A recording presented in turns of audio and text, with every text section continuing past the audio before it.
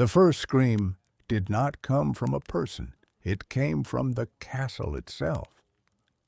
On the coldest night of the year, every window in Blackstone Castle shattered at the exact same moment. Towers that had stood untouched for nearly 1,000 years trembled as if something enormous had struck them from beneath. Ravens abandoned their nests. Wolves fled the surrounding forest without looking back. And for the first time in centuries, the chains buried deep beneath the mountain groaned. Not because someone had broken them, because something imprisoned inside had begun pulling. No one in the nearby kingdom knew what the castle truly was. Children were told it had once belonged to ancient kings. Travelers believed it had been abandoned after a terrible plague. Historians argued that it was merely another forgotten fortress swallowed by time. They were all wrong. Blackstone Castle had never been built to protect a kingdom. It had been built to imprison something the world had forgotten. And now it was waking up. 17-year-old Kael had spent his entire life staring at the castle from the hills above his village. Its dark silhouette dominated the horizon like a mountain carved into impossible shapes. Every morning it stood silent beneath the mist. Every evening its highest tower disappeared into clouds that never moved. The villagers avoided even looking toward it. No birds flew over it. No roads reached its gates. Even sunlight seemed reluctant to touch its black walls. Kael had asked about it since he was old enough to speak. His father always answered with the same sentence: "Some doors stay closed because opening them costs more than curiosity is worth." His mother refused to answer at all. Whenever the castle was mentioned, fear crossed her face before she quietly changed the subject. As Kael grew older, the silence surrounding Blackstone became stranger than any ghost story. No maps showed its interior. No king claimed ownership. No soldiers guarded it. Yet somehow, everyone behaved as though someone still watched from inside. At night, Kael sometimes dreamed of endless stone corridors. He would hear footsteps echoing behind him, but never see who followed. Then he would awaken to the same sound, metal scraping against stone far away, coming from the direction of the castle. The morning after the window shattered, everything changed. A deep vibration rolled beneath the village. Water rippled inside every bucket. Glass cracked. Horses panicked. Even the church bell rang by itself. The village elders immediately gathered in the central square. No one smiled. No one even whispered. They looked toward the castle with faces so pale that Kael felt his stomach tighten. Then Elder Rowan spoke words no one under 40 had ever heard. "The prison weakens." Silence swallowed the crowd. Kael frowned. "Prison? What prison?" Before he could ask, the elders dispersed as quickly as they had gathered. By sunset, every family had nailed protective symbols above their doors. Candles burned in every window. Children were forbidden from leaving their homes after dark. The entire village behaved as though the end of the world had already begun. No explanations, only fear. Kael hated unanswered questions. His best friend Mira always said curiosity would eventually kill him. She was probably right. Unlike most villagers, Mira had never feared old legends. She believed stories changed every generation until nobody remembered the truth.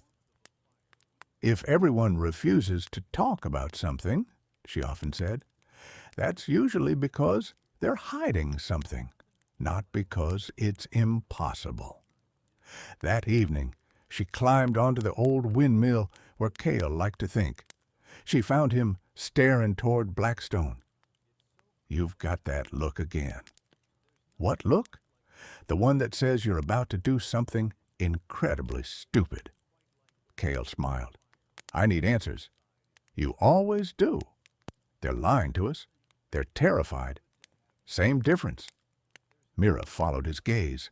Clouds circled the castle in slow spirals. For just a second, they both thought they saw one of the towers move, not crumble, not collapse, move, as if the entire mountain had breathed. Neither of them spoke.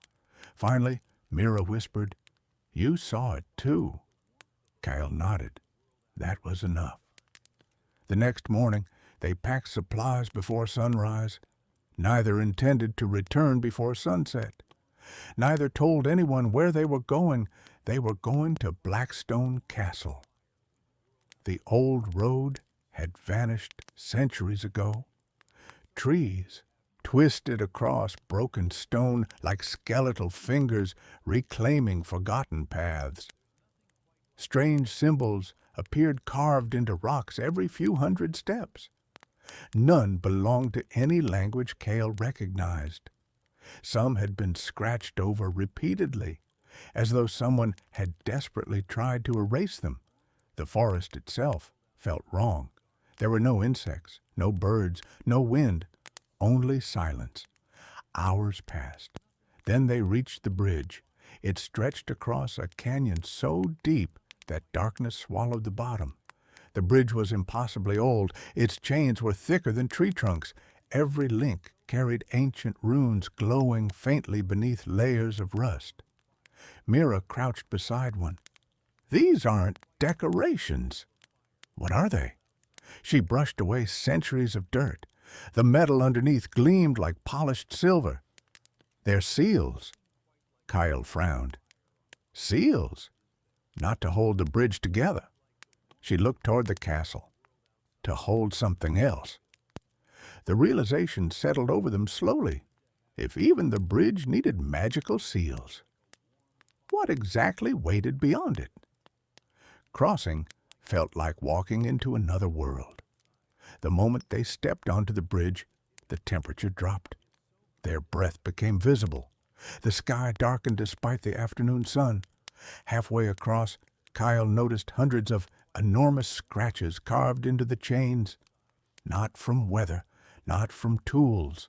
Claw marks, each one longer than his arm. Fresh. He reached toward one. Before his fingers touched it, a voice echoed across the canyon, not loud, not threatening, just impossibly ancient. Leave. The sound came from everywhere, the mountains, the stones, even inside Kael's own heartbeat. Mira grabbed his arm. You heard that? He nodded. Neither of them moved. The voice came again. We are running out of time. This time it sounded sad, not angry, not cruel, sad. Then silence returned. The castle gates stood open. That alone was impossible. According to every legend, Blackstone had never opened. Massive iron doors, each taller than the tallest tree in the village, rested against the walls. Their hinges were covered with chains, thousands of them, some broken, some melted, some freshly snapped. Kael slowly stepped inside. The air smelled ancient, not like dust, like rain trapped inside stone for centuries. The entrance hall stretched farther than seemed physically possible. Columns disappeared into darkness above. Gigantic statues lined both sides of the hall. Warriors, kings, queens, children. Every statue faced inward, not toward visitors, toward a single staircase descending beneath the castle. Each statue held a sword pointed downward, as if guarding whatever slept below. Mira looked around. Why would anyone build this? Kael answered before thinking. Maybe they didn't build it. She stared. What? He couldn't explain. The words had simply appeared in his mind, as though someone else had whispered them. They found the first skeleton near the staircase. Its armor had turned almost entirely black.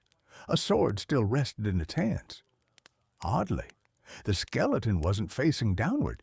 It faced upward, toward the exit, as if whoever died there had been trying to stop something from climbing out. Beside the bones lay a rusted journal.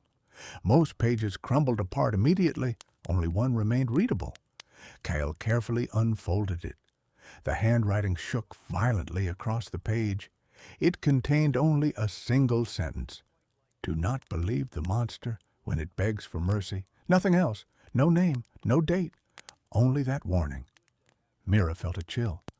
What if we're already too late? Kael looked toward the endless staircase. Far below, a dull metallic sound echoed upward. One, slow, impact.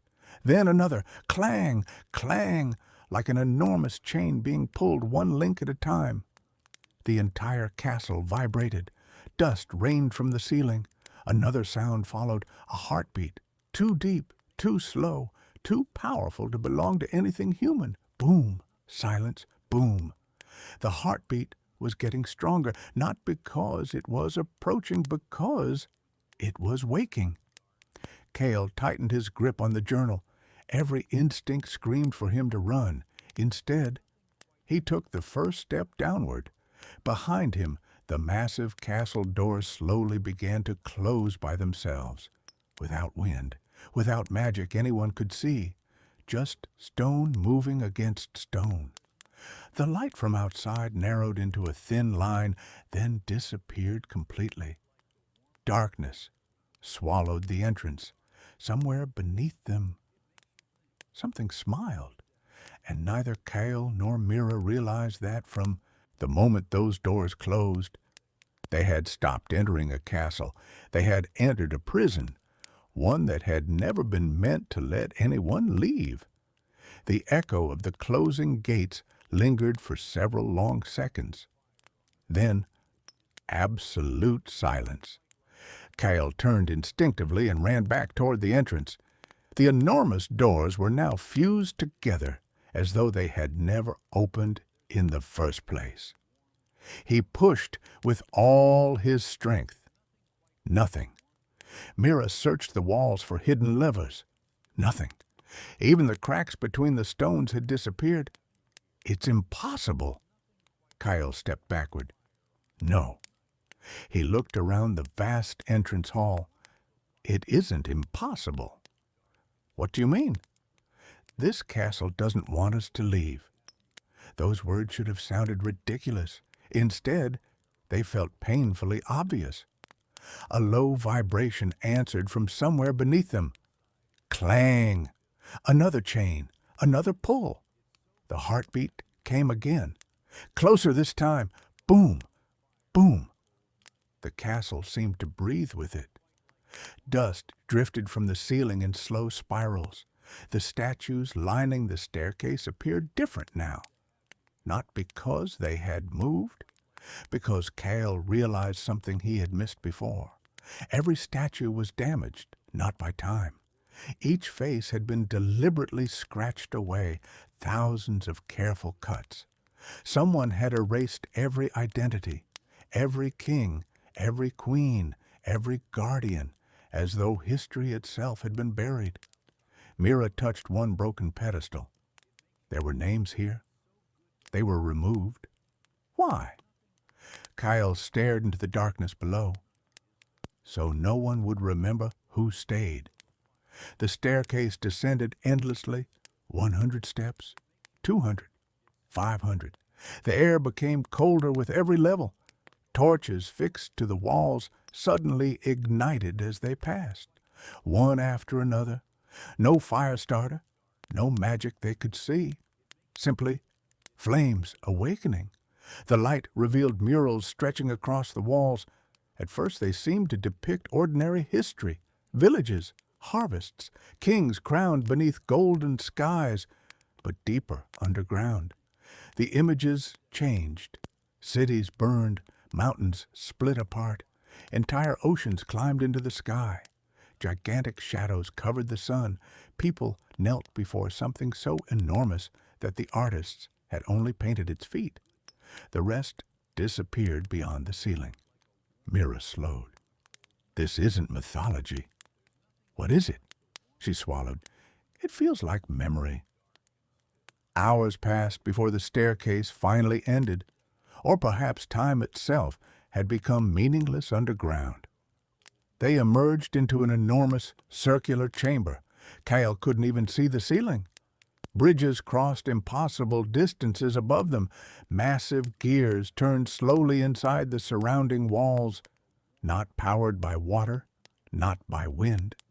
Something else, something older. In the center stood a pillar larger than any tower in the kingdom. It vanished upward into darkness. Hundreds, no, thousands of chains wrapped around it. Every chain disappeared into the abyss below, each one pulled impossibly tight, each one humming with faint blue light. Kael approached carefully. The chains weren't attached to the pillar. They passed through it, as if anchored to something far beneath. Mira counted quietly. There are too many. What? The chains? She looked horrified. No prison needs this many. A whisper drifted through the chamber. Unless... She stopped speaking. Kael finished the sentence. Unless what they're holding is too strong for one chain. The heartbeat answered. Boom!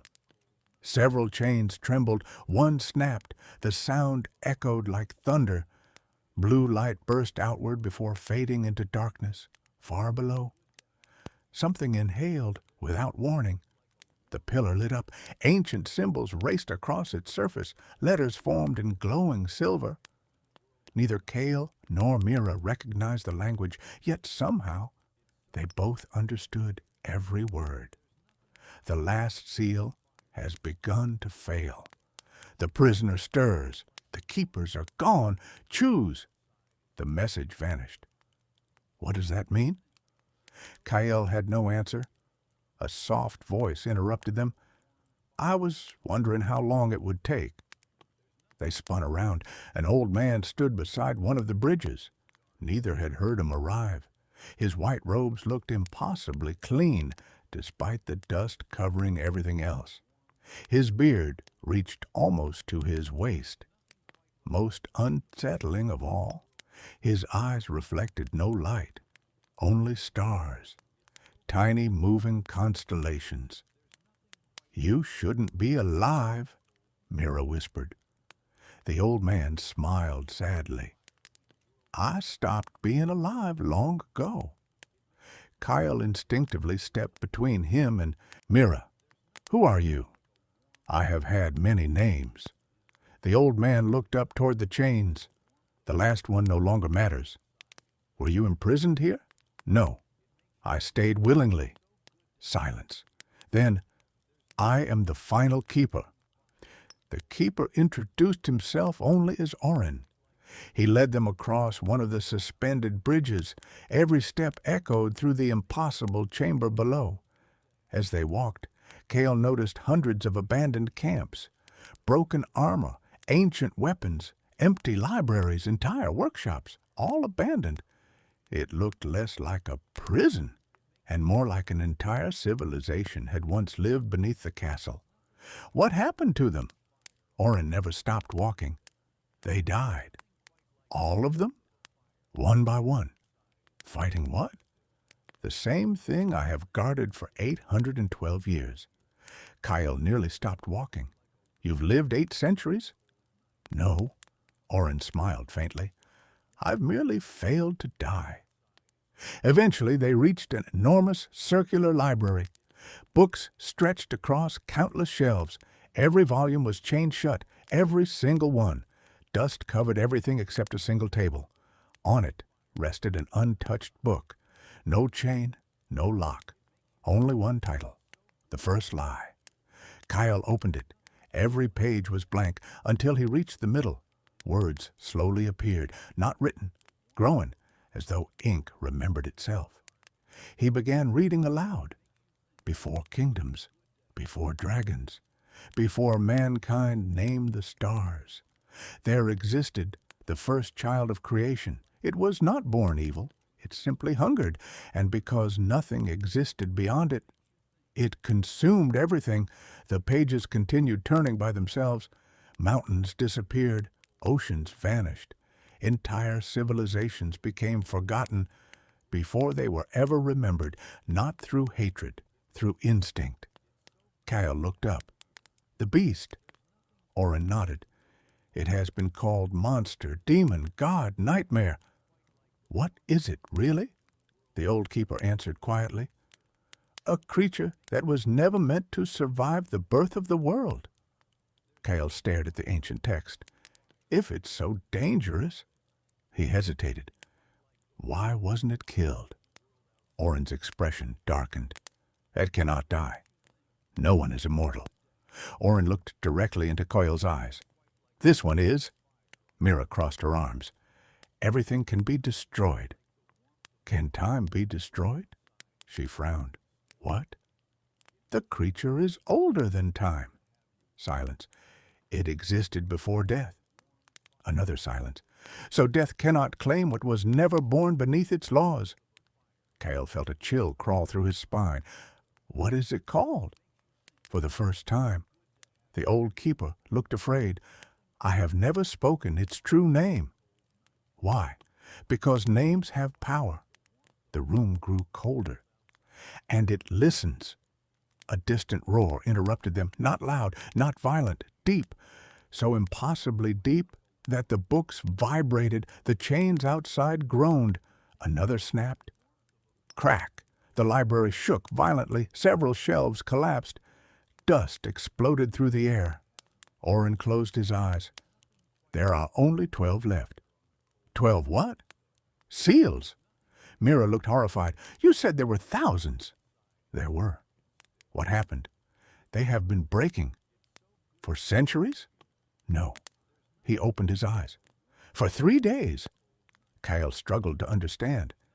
If the seals are failing now, why now? Oren remained silent. Then he asked a question instead. Tell me. He looked directly at Kael. When were you born? Kael frowned. What? Answer. The 17th day of Frostfall. What year? Kael told him. The old keeper closed his eyes. Pain crossed his face. So, he whispered, it truly has begun. Kael grabbed his shoulder. What are you talking about? Oren slowly reached into his robe. He removed a faded piece of parchment, an ancient drawing. It showed Blackstone Castle, the mountain, the chains, the prison, standing before it. A single young figure holding a broken sword. The face had faded, but one detail remained perfectly preserved. Around the young stranger's neck hung a pendant.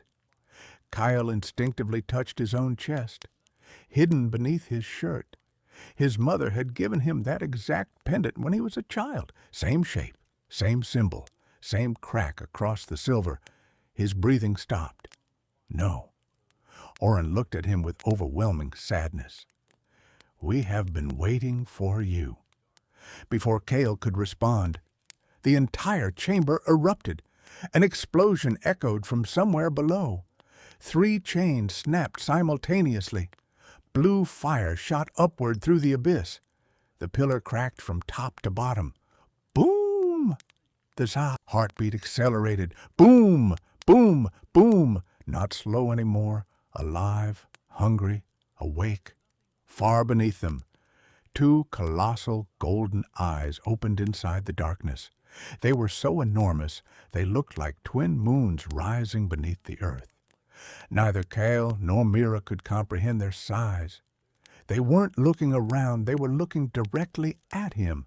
And then, for the first time in thousands of years, the creature spoke, not with its mouth, inside every mind, inside every memory, inside every fear. Its voice was calm, gentle, almost comforting. Kael. He froze. Mira looked at him. What did it say? His lips trembled. He could barely breathe. It knows my name. The moment the creature spoke Kael's name, every torch inside the prison went out. Darkness swallowed the chamber. Only the creature's eyes remained, 2 immense circles of molten gold suspended beneath the world. Then they blinked. The movement alone shook the mountain. Entire bridges collapsed into the abyss. Stone cracked. Dust exploded from the ceiling.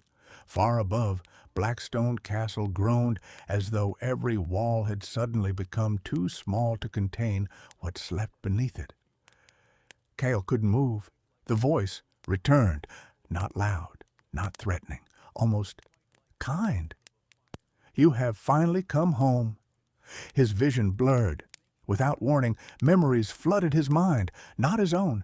He saw endless oceans beneath unfamiliar stars, cities carved from crystal, creatures soaring through skies that no longer existed, then fire, darkness, war, an army larger than entire kingdoms surrounding a mountain that had not yet become Blackstone Castle. Thousands of mages, kings, queens, giants, dragons, all united against a single shadow. The memory ended with chains falling from the heavens, not forged, summoned. Kael gasped and collapsed to one knee. Mira caught him before he struck the stone. "What happened?" He struggled to breathe. "I saw the beginning." Oren's face turned pale. "It is showing you the past." "Why me?" The old keeper whispered the answer. "Because only your blood can see it." Before Kael could ask another question, the prison shook violently. A deafening crack echoed through the abyss. One more chain snapped. Only 11 remained. Oren raised his staff. Ancient symbols ignited across the bridges, walls, and pillars. For the first time, the prison revealed its true purpose. The castle itself was not the prison. Every hallway, every tower, every stone, every staircase, every chamber, together, they formed a single, enormous, magical seal. Blackstone Castle wasn't built on the mountain. It had been built around the creature. The entire fortress was one gigantic lock, and every piece of it was beginning to fail. "The central seal won't last much longer," Oren said.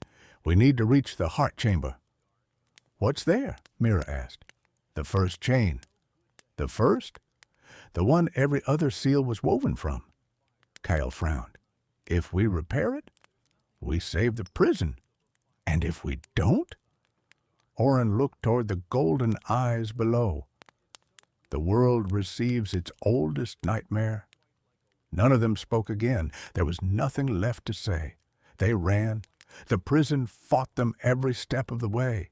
Corridors shifted. Staircases folded into walls. Entire rooms rotated like pieces of an impossible puzzle. It was as though the castle had become alive, not to stop them, to test them. More than once, Kael believed they had become hopelessly lost. Yet every time he hesitated. The pendant around his neck grew warm. A faint silver light pointed him toward another hidden passage. Oren noticed immediately. "It remembers?" "What remembers?" "The prison." "You mean the castle?" "No." The old keeper smiled sadly. "The people who built it." As they crossed a narrow bridge suspended over endless darkness, a whisper drifted through the air, then another, then hundreds, voices, soft, broken, calling Kael's name. He looked over the edge. Thousands of glowing figures stood far below, transparent, silent, watching, men, women, children, soldiers, monks, kings, all wearing different clothes from different centuries. Every one of them looked upward, not begging, waiting. Mira shivered. "Who are they?" Oren lowered his head. "The keepers." "The dead?" "No, the remembered." Kael frowned. "What does that mean?" "They gave their lives willingly." "For the prison?" "Yes." "So why are they still here?" The old keeper answered quietly. "Because promises are stronger than death." One by one, the glowing spirits raised their hands toward Kael. The pendant shone brighter. The bridge beneath them stabilized. The whispers disappeared. The keepers had shown them the way. Hours later, they reached a colossal circular chamber unlike anything they had seen before. At its center floated a single chain. Unlike the others, it wasn't made of metal. It was woven from pure white light. Every other chain in the prison extended outward from it like roots from an ancient tree. This was the first chain, and it was breaking. Hairline fractures spread across its surface. Each crack released bursts of blue energy into the chamber. At the far end stood an altar. Upon it rested a sword, simple, unadorned. Its blade was dull with age. Its guard carried the same symbol engraved on Kael's pendant. Oren stopped walking. His shoulders trembled. "So," he whispered, "the prophecy remembered correctly?" Kael looked at him. "What prophecy?" The old keeper never took his eyes off the sword. "The first keeper foresaw this day. And he wrote that when the final seal weakened, the child of his blood would return." Kael stared at him. "My blood?" Oren slowly nodded. "I was not merely waiting for someone." His voice cracked. "I was waiting for my family." Before Kael could respond, the chamber exploded with a roar. The first chain fractured again. Only a thin strand of light remained intact. The creature laughed. The sound rolled through the mountain like distant thunder, not cruel, victorious. "You cannot hold forever." Its voice echoed inside every stone. Even mountains grow tired. The golden eyes rose higher. For the first time, part of its face emerged from the darkness. No words could truly describe it. It wasn't a dragon. It wasn't a giant. It wasn't a demon. It resembled every nightmare humanity had ever imagined, changing constantly, shifting between impossible forms, each second different from the last. Every attempt to comprehend it made Kael's vision blur. His mind simply refused to understand what he was seeing. The creature spoke again, this time only to Kael. "Do you know why they imprisoned me?" Kael gripped the ancient sword. He remained silent. "Because they feared change." The voice became softer. "Every civilization dies. Every star fades. Every world ends. I merely hurry what is inevitable." Images appeared before Kael. He saw endless suffering, wars, plagues, kingdoms collapsing, children crying beside burning homes. The creature whispered gently, "If I awaken, there will be no more pain, no more fear, only silence for one dangerous moment." Its words almost made sense. "Don't listen!" Mira's voice shattered the illusion. She stepped beside Kael despite the violent tremors shaking the chamber. "It doesn't promise peace." She looked directly into his eyes. "It promises emptiness."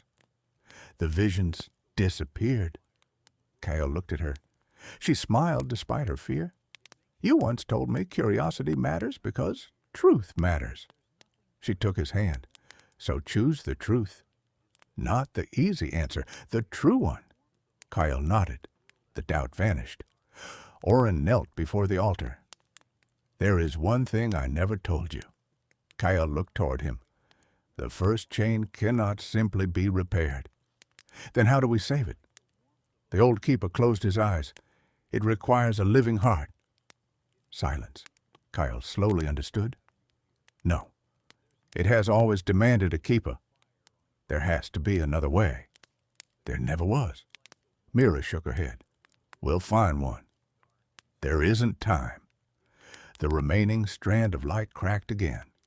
The creature smiled. The prison screamed. Oren stood. His body suddenly appeared older than ever before.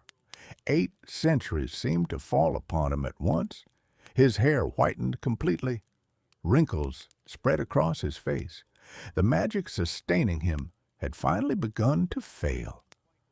I have carried this burden long enough. He smiled peacefully. My watch is over. He walked toward the first chain. Kael grabbed his arm. No. Oren gently removed his hand. You have your whole life ahead of you. So did you. I already lived mine. Without another word, the old keeper stepped into the light. The first chain absorbed him. His body dissolved into thousands of glowing fragments. The cracks stopped spreading. For one heartbeat, everything became still. Then, the chain shattered completely. Kael stared in horror. It wasn't enough. A single glowing fragment drifted toward him. Oren's voice echoed softly. One keeper can delay the darkness. Only hope can rebuild the prison. The fragment entered Kael's pendant. Suddenly, every symbol inside the chamber ignited. Every spirit of every keeper appeared around the first chain. Thousands of them. Generation after generation, each stepped forward willingly, one by one. They offered their light, their memories, their promise. The broken chain began weaving itself together, not because of one sacrifice, because of all of them. The prison had never survived through magic alone. It survived because countless people had chosen those who came after them over themselves. The creature realized what was happening. For the first time, it roared in genuine fury. The sound shook mountains across the kingdom.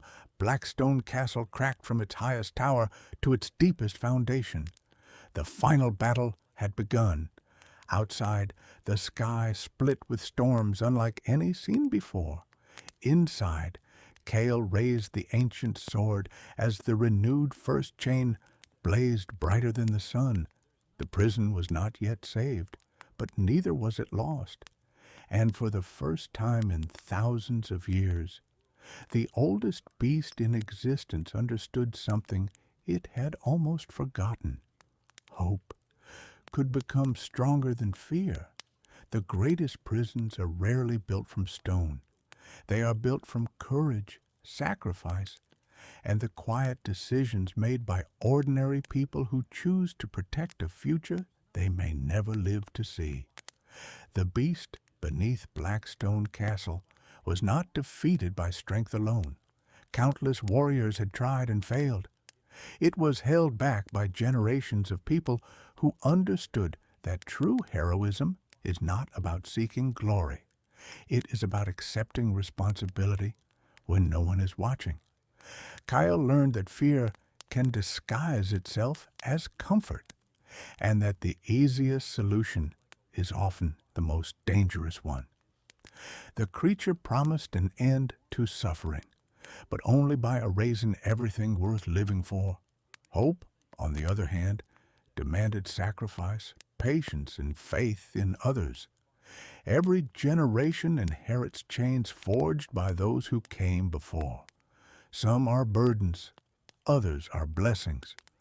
Our choice is whether we let them break, or whether we become strong enough to carry them for those who come after us.